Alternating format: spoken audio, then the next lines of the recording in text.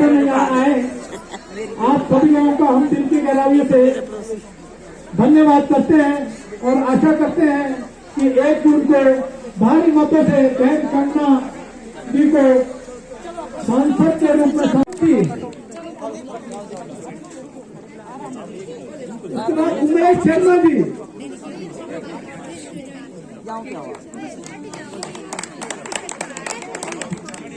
उमेश शर्मा जी के बाद सुषमा तांबू जी, शर्मा जी, श्याम कुमारी तांबू, पुष्पा तांबू, एक साइड पे चलो, शीला तांबू जी,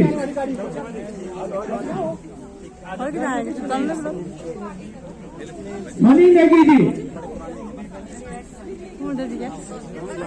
मनी नेगी जी, और इसके बाद श्री आदरणीय भाई बहनों का, बुजुर्गों का, बच्चों का स्वागत करती हूँ। मैं स्वागत करती हूँ श्री कौल नेगी जी का, श्री कुलवीर खुंद जी का और बाकी जो सम्मानित लोग मंच पर हैं सभी पदाधिकारियों का। दोस्तों, ये सरांग की पावन धरती पर आकर, माँ भीमा काली के आंचल में आकर मुझे निश्चय ही बहुत आशीर्वाद मिला है।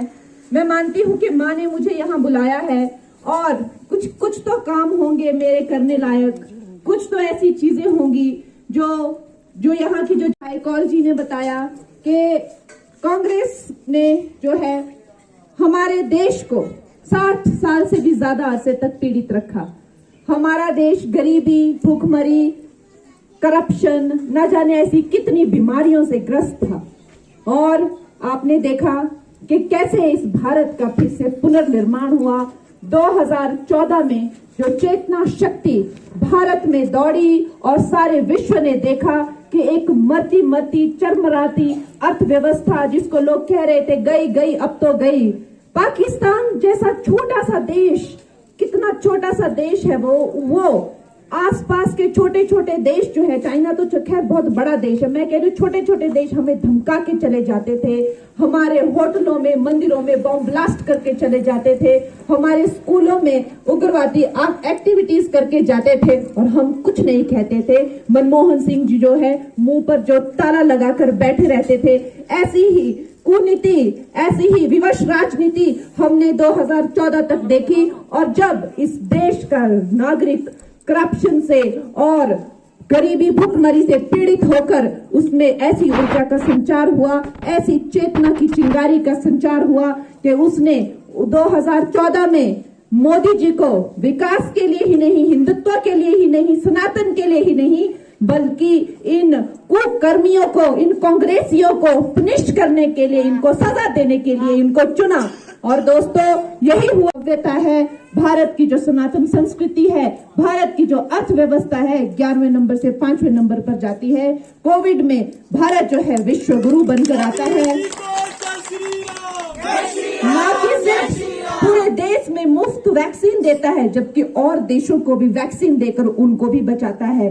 हमारे पूरे नागरिकों को, 80 करोड़ से ज्यादा नागरिकों को मुफ्त राशन देता है। दोस्तों, जब बाहर के देशों में कुछ युद्ध चल रहे हैं, सारी दुनिया महंगाई से ग्रस्त है, सारी दुनिया में टैक्स बढ़ गए हैं, सारी दुनिया में महंगाई और डिप्रेशन जो है वो इकोनॉमी में आ रहे हैं, लेकिन फिर भी क्योंकि हमारे पास मोदी जी जैसा एक व्यक्तित्व है, मोदी जी जैसा एक काबिल और एक सच्चा भारतीय है कि हमारी अर्थव्यवस्था दिन ब दिन आगे ही जाती जा रही है। के लिए उन्होंने गैस चूल्हा से लेकर पक्के घरों से लेकर शौचालय, जिन्हें वो इज्जत घर कहते हैं, उससे लेकर चाहे वो आयुष्मान की योजना हो, मेरी बहनों के लिए उन्होंने अब लखपति योजना या लखपति दीदी योजना भी उन्होंने लागू की है, जिसमें वो 3 करोड़ से ज्यादा बहनों को लखपति दीदी बनाएंगी। उनकी कृषि के लिए उनको आधुनिक ड्रोन दिए जाएंगे जो छिड़काव और इसके काम पे आएंगे। तो दोस्तों, मैं आपकी बेटी, मैं आपकी अपनी कंगना हूँ और आपने मुझे अपना समझना है। कुछ लोग हैं, खासकर जो आपको पता है, जो यहाँ के प्रत्याशी हैं, मेरे बारे में कितना बुरा भला कहते हैं, जो कांग्रेस के प्रत्याशी हैं। खैर, लड़कियों के बारे में हमेशा आप देखना उनके चरित्र पर मखौल उड़ाना। कोई बेटी अपने भाई के साथ भी अगर बाइक पर जाती है तो जमाना यही देख के कहता है कि ये दोनों यंग लड़का लड़की किधर जा रहे हैं, कोई तो मामला गड़बड़ ही होगा। तो दोस्तों, लड़कियों के बारे में हमेशा ही ये समाज ने कुछ ना कुछ तो हमारी बेटियों बहनों को हमेशा ही आगे नहीं बढ़ने दिया है। और शायद यही कारण है कि जब से मुझे टिकट मिली है, मेरे बारे में जो यहाँ के जो शहजादे हैं अनाप शनाप बोलते रहते हैं कि मैं अपवित्र हूँ, मैं जो हूँ मुझे हिमाचल छोड़कर चले जाना चाहिए। और आज मैंने यहाँ का ढाठू भी पहन लिया या बास्केट पहन ली तो इस पे भी इनको आपत्ति होती है कि ये फिल्मी शूट यहाँ पे करती है। अरे भाई, हमारा हिमाचल है, सारी दुनिया यहाँ पर आती है पर्यटन के लिए और वो खुश होकर यहाँ की टोपी और बास्केट पहनती है। तो हम तो यहाँ की बेटी हैं, हम भी पहनेंगे और हम भी अपना फोटो खिंचाएंगे।